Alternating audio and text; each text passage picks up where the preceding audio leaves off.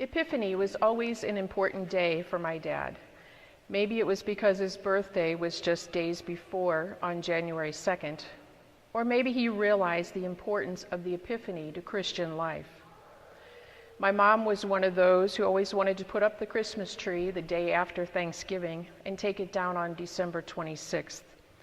She didn't understand the whole 12 days of Christmas concept, according to my dad. He would say to her, "Linda, the wise men haven't even made it to Bethlehem yet." Then she would reluctantly give in and keep up the tree until at least January 6th, or sometimes even longer. Life is full of epiphanies. It was not until I was much older that I had my own epiphany and finally understood the importance of this special day to the world. And again, another epiphany as I studied the readings and prepared the homily for today. The first reading we hear today foretells the visit of the visitors to baby Jesus. "Nations shall walk by your light, and kings by your shining radiance. They all gather and come to you.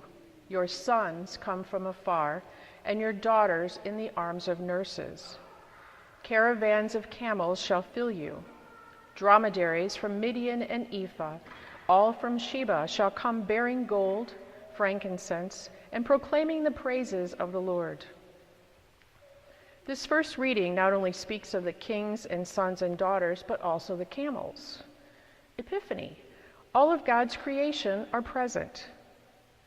The Epiphany is not limited to a specific time or a place or a particular people. It's for all people, in all places, at all times, and for all of God's creation. We carry within us the treasures for the baby in the manger. Maybe we spend too much time looking to the heavens, convinced that our treasure lies there waiting to be bestowed upon us by some king in the sky. The truth rests closer than we ever imagined.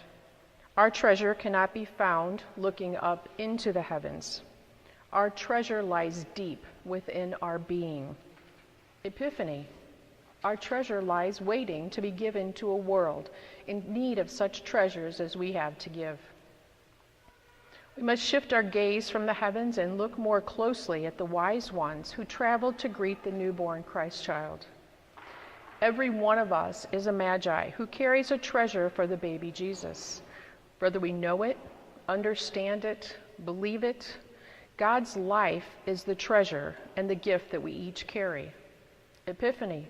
We have been entrusted with divine gifts.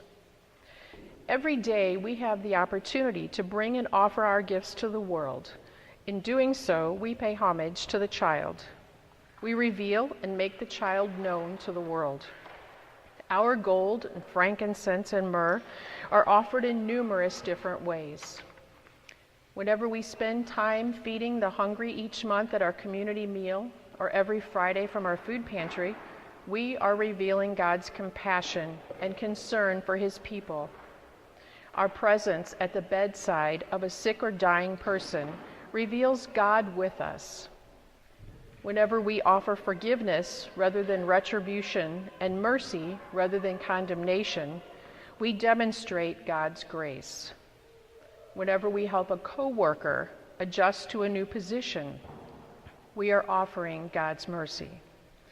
Every time we offer our gratitudes and prayers of thanksgiving, we are pointing to the presence and work of God in our lives.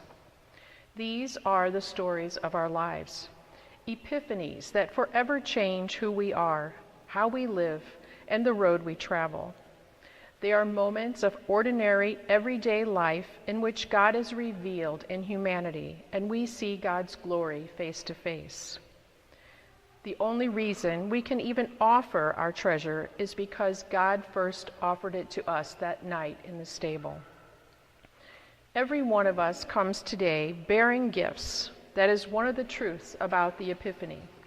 It is true not only today, on this day, but every day. The wise man or wise woman, the one who knows himself or herself to be bearer of gifts, is willing to open his or her treasure chest and offer those gifts. They hold nothing back, but they offer all that they are and all that they have. There is no one who does not carry this treasure. The difference is between those who know and trust themselves to be carriers of the treasure and those who are blind to and ignorant of the treasure within them. That is what distinguishes the wise ones from the Herods. 4 days ago, we celebrated the beginning of a new year. As the old year ends and the new year begins, many people reassess where life is taking them, and they make New Year's resolutions.